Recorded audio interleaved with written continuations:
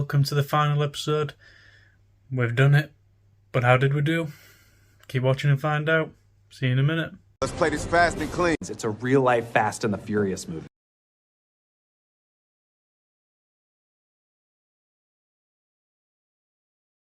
Hey everybody and welcome back. So, this is the final episode of this series of Road to Hyrox. It was the Amigos' very first Hyrox, and we did it at Birmingham, 15th of October. So, just a quick overview, because this video will be running alongside footage, so just a big shout out to my wife, who captured all the footage for this, and she was running all over the place because there was 4 Amigos spread out all over, and she was trying to just get as much footage as she could. So yeah, it was in the NEC, never been to any other Hyrox event before, but thought it was generally organised very well. Easy to register, easy to get in, you know, good layout for spectators, absolutely meant for spectators. You could really get up and close and see us struggling and see us in a lot of pain. So yeah, that's first things first. Guess a few other things to say for this, you know, we've all got varying abilities amongst the 4 of us. We all had different goals for this one. I'm going to throw in my excuses early that I caught a cold the week of Hyrox, and I've got a newborn baby who was only 6 months old, so he was wearing me down. But generally, very positive overall from the Amigos. What we want to do is share some tips and some learnings that we did implement before the Hyrox that were really beneficial, and then just some reflections and thoughts for what we experienced on the day. So some definitely useful tips that we would share and recommend to anyone who's going to do a Hyrox. The first one is from Big Dan, our hero amongst the Amigos, for discovering the drag factor on rowers and ski ergs. So our local gym, the rower and ski erg, we've been running it on about 7 or 8 dampener, maybe 10, and we've been you can go on the settings, you can go on options, and you can view the drag rating, which shows you really how much resistance the fan's kicking off. So if the machinery at your local gym's not being serviced and maintained that well, you'll be able to see the number.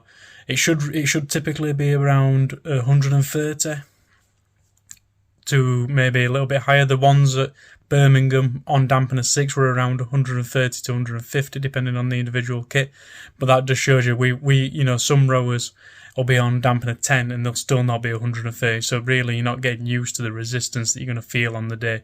We tested multiple pieces of kit in the warm-up area. They were all very consistent, and then, you know, when we got to the stations, they were very consistent with how that felt as well. Another piece of advice, you know, and we, you know, seen it a lot on the YouTube videos and a lot of posts, is run. Get used to running. You know, put the miles in. If you go on the running channel that's on YouTube, they do some free training plans for 10Ks and 5Ks. You know, we followed the 10K plan a lot of the time, doing long, slow runs, doing some interval running, doing some hills, you know, just building that capacity, building that engine, because inevitably the half of this is running. And I would say even then, you know, you've got to look at things like compromised running. You can look at Jade Skilling's videos on those. You know, you've got to get used to running, you've got to get used to running at an exhausted capacity coming off different stations. And I guess the final tip is the one that we got from Mark Lewis, which is, you know, if you can get a watch to time your laps, hugely beneficial on the day. You know, just helping you push that extra 10-20 seconds, knowing what pace you're kind of working at, and even just being able to hit the lap button going into each individual event, you know, it'll be hugely beneficial to you, because ultimately working out your pacing in advance will help you if you've got a target time. Didn't help me because I ended up doing 10 minutes on wall balls because it just melted. Could not bring myself to do a single wall ball. I blame the cold, but it were tough going.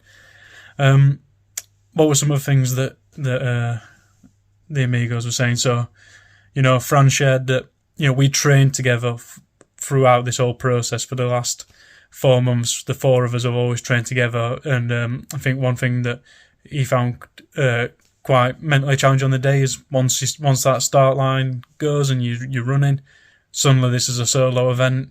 So, you know, if you are used to training with partners and you're not going to be doing doubles and relays, just get that in your mind that, you know, you're going to be out there alone. It feels alone. You set off on a wave of 30 people, but actually suddenly you're mixed with hundreds and hundreds. You don't recognise people, and you know, you're very much riding solo which is important if you can have spectators there to cheer you on. Ben shared, he thinks it's the hardest physical test he's ever done. I'd agree with that, and I'm sure Dan agrees with that as well. We trained on dead mills, which are self-powered treadmills. Ben thinks, that didn't help the training. He would have preferred to do actual physical runs, but it can be quite hard depending on your gym. But generally, I think, he also agreed with Fran, it's very much a solo race. And I definitely agree with that, because when I was out there having a complete meltdown at burpees and other pieces of kit, having somebody to drag you along in gear actually would have made a world of difference. But it is a solo event.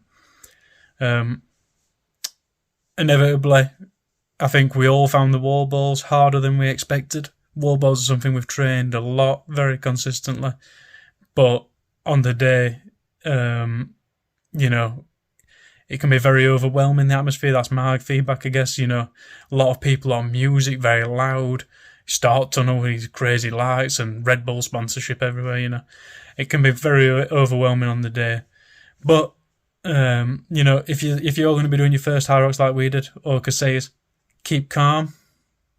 It's all very well laid out. There's marshals, there's people to ask, there's a lot of positive energy there. And ultimately, just enjoy your first one. We will be back. Definitely going to be doing another one. Don't know whether we'll end up doing doubles as well in the future. I think that's very likely on the cards, but we'll definitely be back for some solos at some point. So yeah, that's the kind of thoughts and reflections on it. On to the results. We'll come to that in a moment. So the results are, Ben did the best, did an hour and 23. Dan did an hour and 27. I did an hour and 34. And Fran did an hour and 40. All generally pleased with those results. I wanted under an hour and 30, but just wasn't my week with a cold. Fran was very happy with his hour and 40. He's had a knee injury and an ankle injury, so running's been quite challenging for him, but he really powered through. Ben absolutely smashed it. He's the fastest runner out of us all, and it really showed on the day. But generally, all of us had some really strong events. Fran and Ben absolutely smoked the burpees. Myself and Dan did well on the row and the sleds. And there were a lot of positive. We all had very similar rocks time as well for his first Hyrox, all around 8 minutes. We all said we weren't going to use that water table. We all buckled because it was so hot. We all used the water table.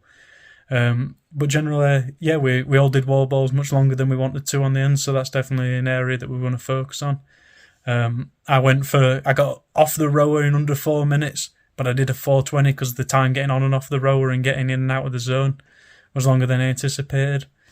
But generally positive all around, and like I say, we'll definitely be back to tackle one in the future.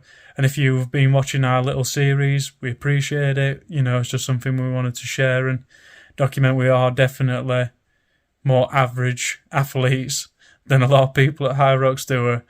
Whole sorts of six packs and pecs everywhere and that, but that ain't our flavour. We were just out there just sweating and panting. So yeah, thanks for watching, and we'll do another little series when we start building to his next Hyrox next year. See you later.